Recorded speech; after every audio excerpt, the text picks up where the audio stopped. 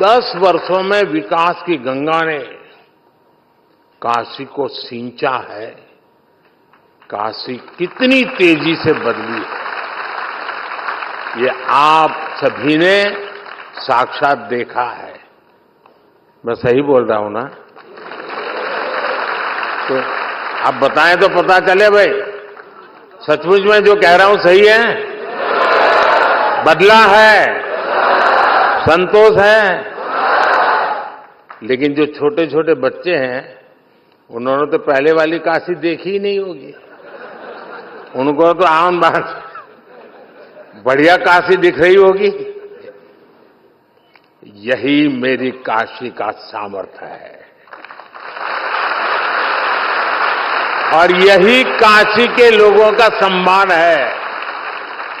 यही महादेव की कृपा की ताकत है।